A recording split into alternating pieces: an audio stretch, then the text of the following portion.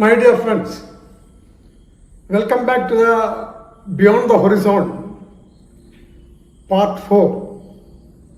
Yes, today we are presenting fourth part of the Beyond the Horizon astronomy lessons. Today we want to present you with two lessons. Actually, it is one lesson divided into two. The lessons is called coordinates. Two types of coordinates. One is Earth-based Cartesian coordinates, and second is called celestial coordinates. Because we are learning astronomy, so we are only concerned actually with the celestial coordinates. But before going to the celestial coordinates, we must know what is actually coordinates are. That's what we are going to the first part of the lesson. In the first part, we are telling you about the Earth-based Cartesian coordinates. After that, we will be extending those coordinates towards the celestial sphere. Why a coordinate is required? In Earth, if somebody wants to locate or find out where that particular person is standing or where is the location of my place or a city or any location, he has to find out the coordinates. Because Earth, you know, centuries back, people, especially seafaring people and the travelers, were not knowing where we are going or in which direction we are traveling. So, to fulfilling the human needs, people began to make maps. That means Earth's surface is divided into different type of maps. That science is called the cartography. That is actually about the Earth, I am telling you. At the same time, how we have found out the location of a place or a building or whatever it may be. In the same fashion, there are objects in the celestial sphere. Stars are there. Sun is there. Planets are there. And even beyond that, deep sky objects like nebulae, galaxies, quasars, several things are there on the dome over our head. So, our aim is to locate these objects in the celestial sphere. We must know what is coordinates, celestial coordinates. So, the second part, we will be giving you what is the celestial coordinates, what are the celestial coordinates, how many types are there, and how to find out a particular object in the sky by using celestial coordinates. For this purpose, in the last two episodes, we have used one astronomical virtual reality software called Stellarium. Same Stellarium we will be using in this part of the lesson also. And then finally, one more lesson we will be giving you about the celestial sphere, and then we will familiarize you with how to use stellarium, your own. We will very clearly demonstrate you how to get the stellarium from the internet and then how to install it on your computer or on your smartphone and then how to use it. What are the tools and icons used in the stellarium and what are the studying material we can get it out of it. So, let us start the Beyond Horizon Part 4 with the coordinates. Our today's lesson is about celestial coordinates. But before going to the celestial coordinates, we have to understand what is actually coordinates in the earth. That is called Cartesian coordinates. First we will be examining what is Cartesian coordinates and then we will go to the celestial coordinates. Before we know about celestial coordinates, we must understand what is coordinates. You might have learned geometry in schools. In geometry, there is earth-centered Cartesian coordinate system in a plane that specifies each point in earth uniquely by a pair of real numbers called coordinates. Now we will see in this slide, left side. Here you can see two lines. One is the y-axis vertical line and another is horizontal line x-axis. On this there are divisions and any of the division you take from the both the axes that will form a coordinate. Example, here in this point will be represented by -3 and 1. Here it will be represented by 2 and 3. Here it will be represented by -1.5 and -2.5. Like that, these coordinates indicate one's position on the earth. Actually, this was used at the time of map making. That means in cartographical science. But the Cartesian coordinates were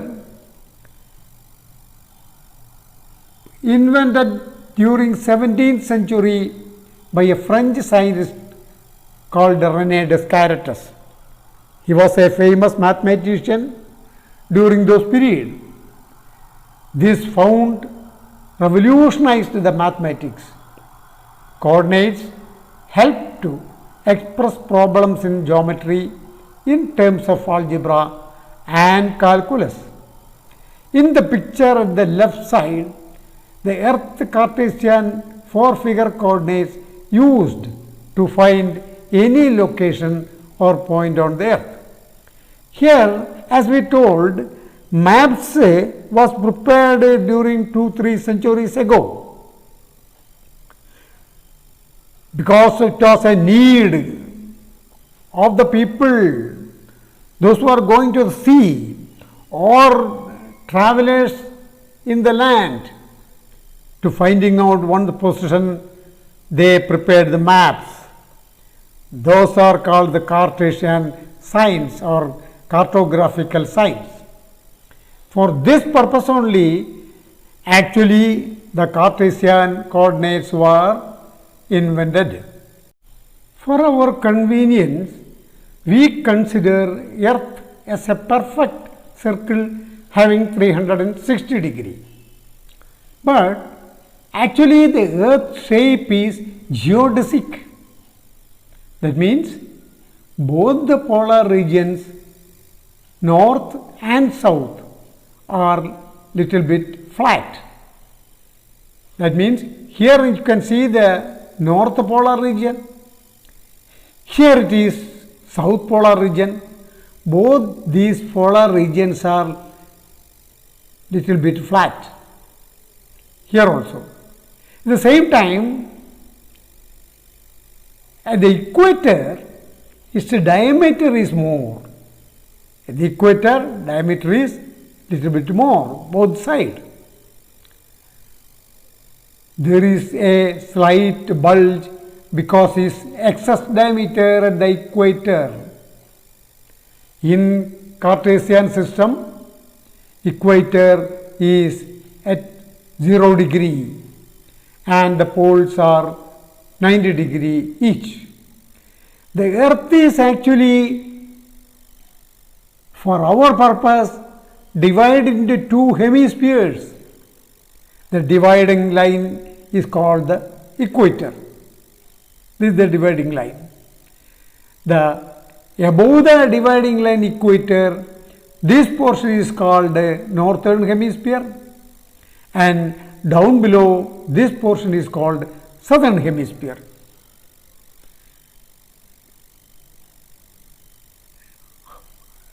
North and south poles, the circle divides the half hemisphere is called latitudes. Not only the equator is at 0 degree and the poles are 90 degree both. But for each degree, there is a full circle going from equator to north pole 1 degree each. So there are 90 circles around the globe. And the same fashion, here also there are 90 circles. These circles are called latitudes. At poles, latitudes are 90 degree. Second thing is the circles which divides the earth from east to west. That means from east to west. There are perpendicular circles are also here. That means to pole. These circles are called longitudes. They are passing from pole to pole around the globe, and then these mainly one main circle is called a prime meridian. Prime meridian is decided passing through Greenwich Observatory in England.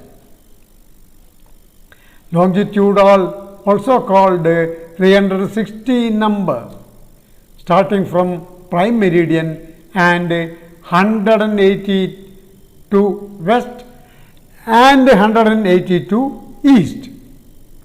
How? You can see from here, these are the latitude circles like this.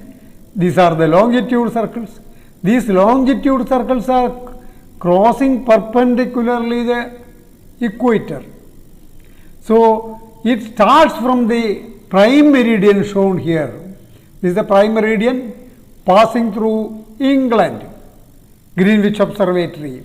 From here to 180 degree two and 180 degree east are longitudes. Apart from this, there are two more points are to be shown. One is called a Tropic of Cancer, that is from the equator it is at 23.5 degree east north, and another is 23.5 degree at south is called a Tropic of Capricorn. And apart from this, there are two Arctic circles also here. They are at 66 degree, both the Arctic circle and Antarctic circle. They are at 66 degrees on the north and south. Before we go to the celestial coordinates, we have to understand something more about the movement of the earth around the sun. We know that human civilization has flooded everywhere on the earth. That is mainly because of the seasonal changing in the earth.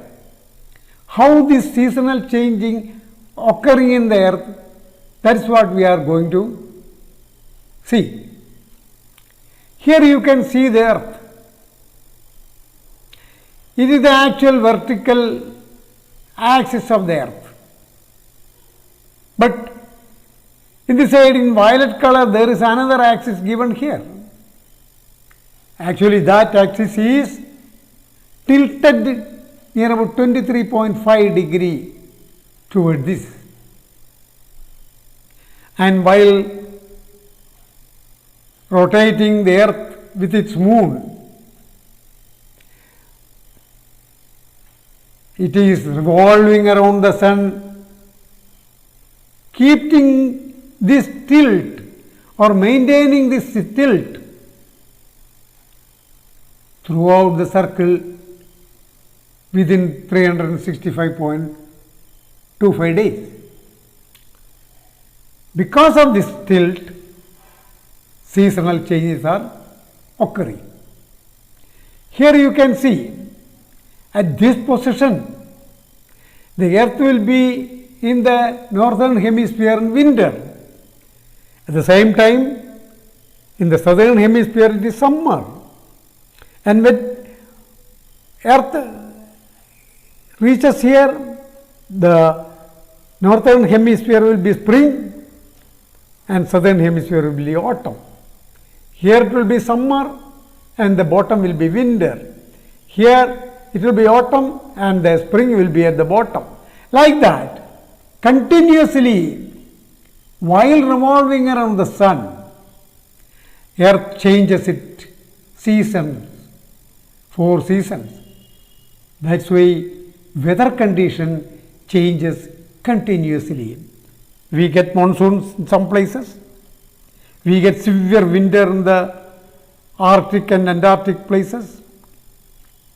And northern hemisphere, almost all the thickly populated countries are there, like Europe and Russia, Canada and United States of America and China, etc. At the same time, at southern hemisphere there are Australia, some part of Africa is there, some part of South America is there.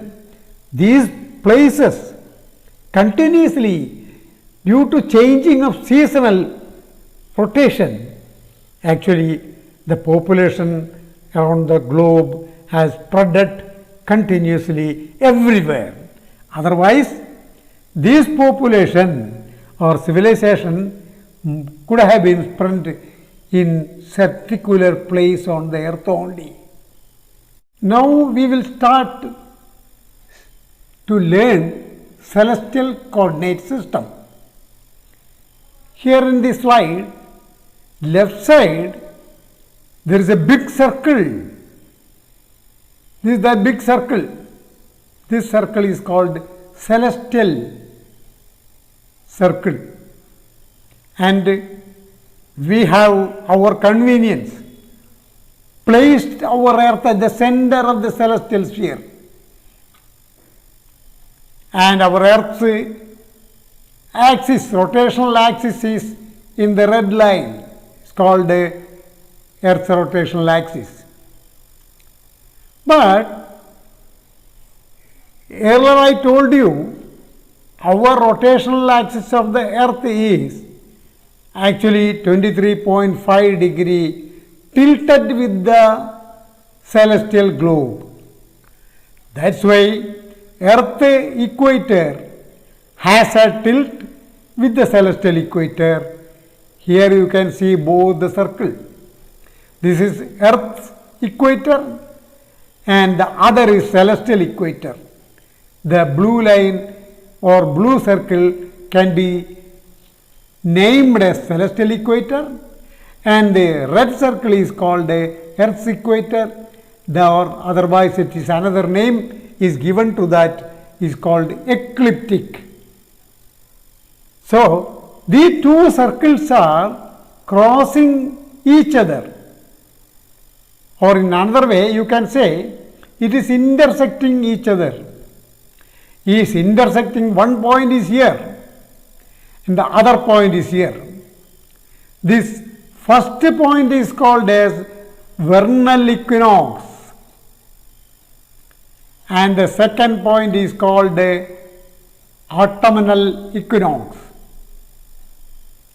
These names you have to remember. Once again I will tell you, this big circle, you can say it is a celestial sphere,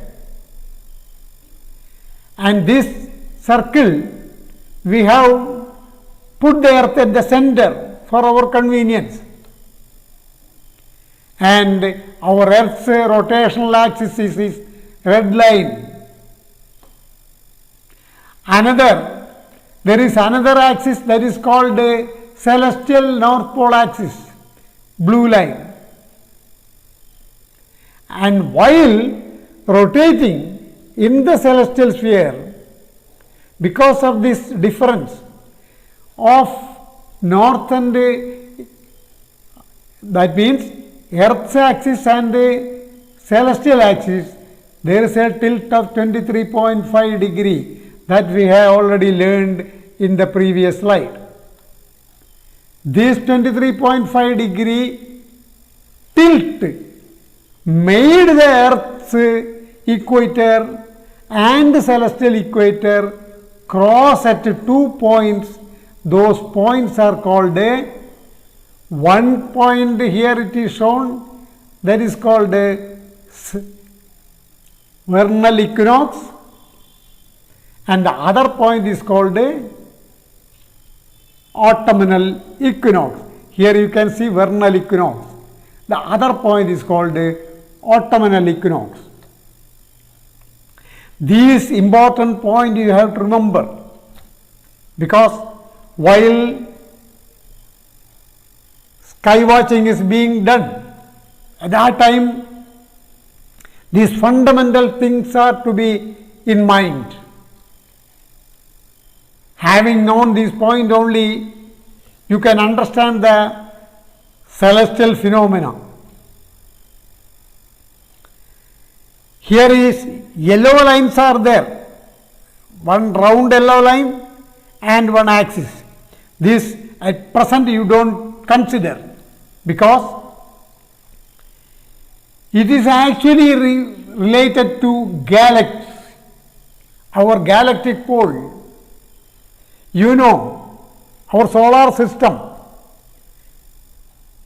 at the center is sun, and all other planets are revolving around it. The entire solar system is actually in the galaxy system. That means our Milky Way galaxy. Here, now we are actually learning basic of the astronomy. At that time, these galactical poles are not required. That's why I am not actually telling you not to confuse you. Actually, we require two poles. One is celestial north pole, another is earth north pole. Both are 23.5 degree apart. Because of this tilt, the earth equator is shown here and another is celestial pole equator is shown here. Both are intersecting at 23.5 degrees each other at 2 points in the sky. First point is called vernal equinox and the other point is called autumnal equinox. Now we are going to learn what is actually celestial coordinate system horizontal. In this slide, you can see half of the celestial globe. Another half is at the bottom. And the line which is shown here, it is called a horizon of a person when he is standing on the earth. And we are assuming this person is standing on the earth. Around his site where the celestial sky and earth below his are joined together, that line of sight is called horizon. And when he is standing on the earth, head of the man showing the zenith. This point is called zenith. Wherever he may be on the earth. This horizon of a person will always be changing, because he can stand anywhere on the earth. As per his position, the horizon will be changing. That horizon is shown here. And the point above his head is called zenith. Point below his legs are called nadir. These names you have to remember. Now we will come to the celestial sphere. Here the celestial axis is shown, pole. In the previous slide we had learned that in the earth there are two main circles. Those circles starting from the earth's equator toward the north pole and south pole are called a latitude of the earth, and another circle from pole to pole, like this, in the earth is called longitude. If we extend this latitude of the earth to the celestial sphere, that circle is called declination with a different name. In the celestial sphere, the earth's latitude is represented by declination. Remember that. And earth's longitude is represented by right ascension. This is the longitude from pole to pole, like this. And this longitude is represented as right ascension. And one more thing, here we have told you that there is a prime meridian which starts from the Greenwich Observatory in England. That is 0 point of longitude. That is the right ascension 0 point in the celestial sphere. From right ascension 0 point, 180 degree to the west and another 180 degree to the east. This is the actually celestial coordinates shown. These celestial coordinates are very important at the time of sky watching practices. Without knowing the correct celestial coordinates, declination angle of any object in the celestial sphere, suppose a star. This is a star shown here. If you want to find out what is the declination angle of the celestial sphere of a particular star, we have to find out what is this declination angle.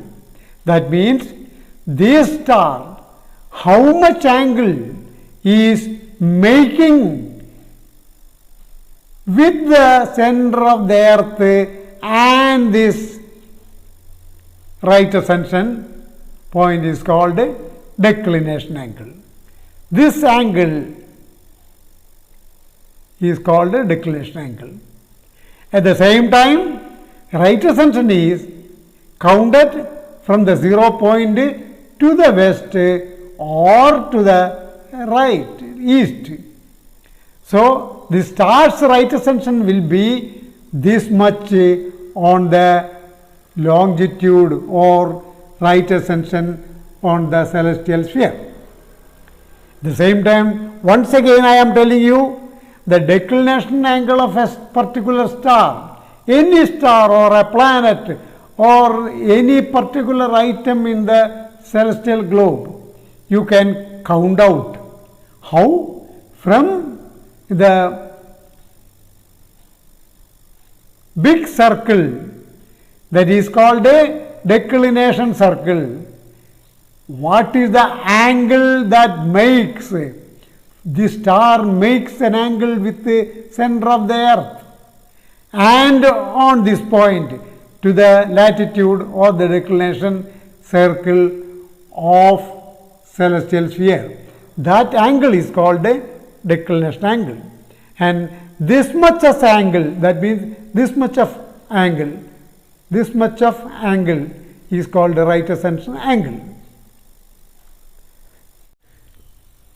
In the last slide,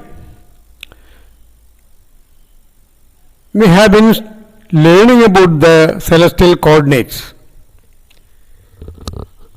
We are again trying to familiarize you the same thing what we learned in the earlier slides with the help of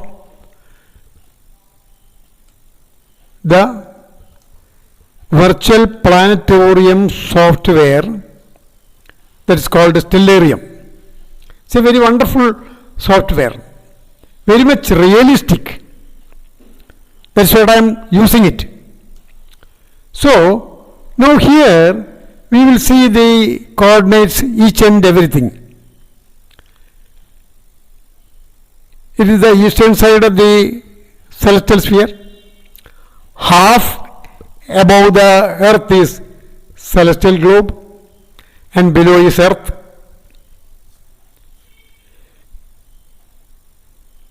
And the demarcation of this line,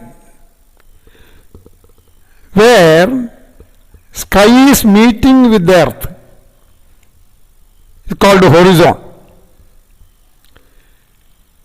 And celestial sphere also divided into two parts. The first part is northern hemisphere, second part is southern hemisphere. This we already learned, as the earth was also divided into two hemispheres. We have simply extended those lines toward the globe, celestial sphere, that's all. In that way, here it is in the eastern side shown as the celestial equator in the blue color, this central line. From celestial equator towards the north pole there are 90 degrees, and toward the southern pole there are 90 degrees. Each degree is represented by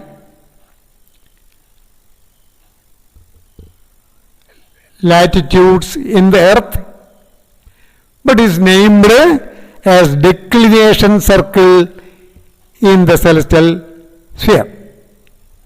This we have shown you, one of the slides. So these are the declination circles. Which is from 1 to, that means this is 0 degree. From 0 degree to 90 degree there are 90 circles. But here it is shown only in tens, 10, 20, 30 like that. Toward the south also 10, 20, 30 up to 90. So the other yellow line is actually the ecliptic line. That is because of the tilt of the earth axis 23.5 degrees. This also we have shown you. Because of that tilt, the equator circle and the ecliptic circle are crossing each other at 2 points. One point is here, other point is here. So these 2 points we are already familiarized. That one of that point is called vernal equinox. Second point is called autumnal equinox. Angle between these two circles is 23.5 degree. Here also. Now what we want to know is, what is the importance of these points? Let us see it. These 2 points are very important for us, because on that day where the sun exactly comes to this point, crossing points, that day all over the earth, day and nights are equal. What is that day? That day is 21st of every March of the year. March month of the year. You can see where is the sun now. Sun is exactly in the crossing point of the 2 big circles of the equatorial circle as well as the ecliptic circle. This is the crossing point. This point, when sun comes on the particular point, is on 21st of the March every year. Another point, there is another point the other side. Let us see what is that. Other point will be, here you can see the other point where actually autumnal equinox it is called. That is on 22nd of the September. You can see it here. 22nd of the September. September month 22nd. Here. This point is called this 22nd exactly. This point is called autumnal equinox.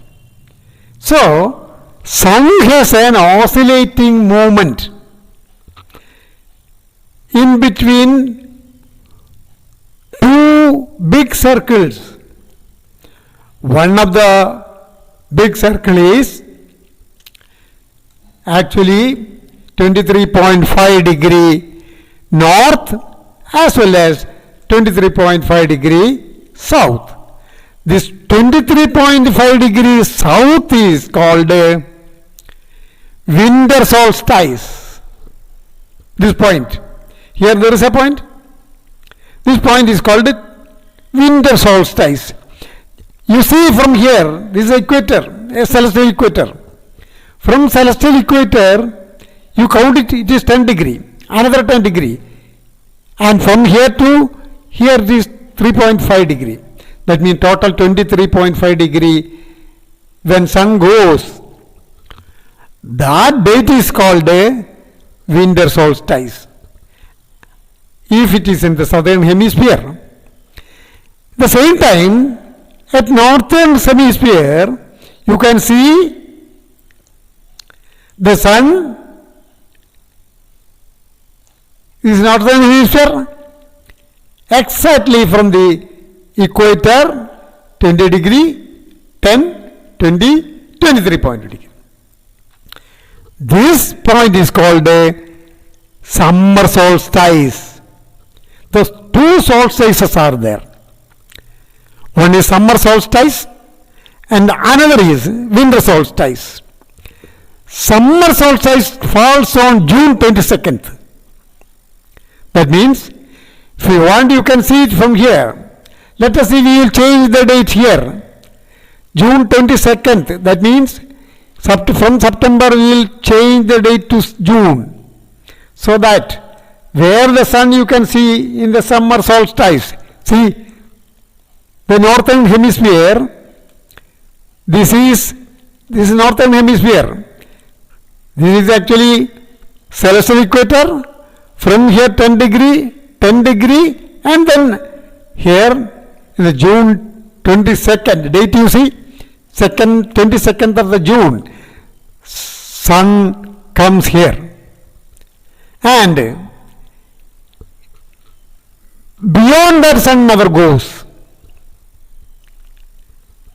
So, what is the oscillating gap of the sun between the summer solstice and the winter solstice? Sun will be oscillating twice every year. Here it is, you can see, here it is the winter solstice. So, sun will be oscillating between, that means a man who watches the sun from the earth, he can see the sun's movement from southern hemisphere to equator of the south, that means celestial equator, and then goes to northern equator, northern celestial solstice. Like that, this will be repeating continuously every year twice. This repeating oscillation creates changes in the season. Why? Where sun is there, directly falls on the earth, there the temperature will be more, and there it will be summer, and then sun goes to the southern hemisphere, in the northern hemisphere it will be winter. Like that, seasonal changes continuously oscillating or changes regularly. This is the actual reason why human civilization survives in the Earth's global sphere.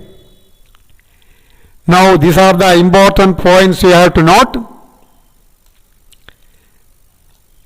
Balance all the things we have already told. From equator to, if anybody want to repeat it again, I am repeating it. From celestial equator to northern hemisphere, there are 90 degrees and 90 large circles are there up to northern hemisphere. These circles are called in celestial sphere as declination circles. The same fashion, instead of declination circles in the celestial sphere, in earth we called it as latitude. Here, the another big circle from northern to southern hemisphere and all around earth is going, which is perpendicular to the equator. That circles are called in earth as longitude and in celestial sphere as right ascension. And with the use of these two coordinates, if anybody want to know any star's position in the celestial sphere, or a planet's position, or sun's position, moon's position, if we get these two coordinates, one is declination angle, another is right ascension, he can very well locate it without much difficulty. That means it is the most important 2 points what I have shown you this time. That is actually much beneficial for the sky watching people to understand the celestial object in the sky. Not only in the naked eye stars, not only the planets, but the deep sky objects are the thousands of deep objects, which is thousands of light years from the earth. They also have bearing the same index. That means declination angle or right ascension. With the help of 2 coordinates, you can locate them without any difficulty. While using a telescope, if you are inspecting or checking a telescope, two different circles will be fixed on the telescope. One circle is called the declination circle and another is called the right ascension circle. Adjusting that circle to find out which star or which planets you want to see, adjust the correct degrees to those two circles, then you can use the telescope very easily. Nowadays, these things are actually controlled by the computers mounted on the telescope's mount. This thing will be told you at sometimes in the one of the part of our these lessons. Now we are closing this part. Thanking you very much.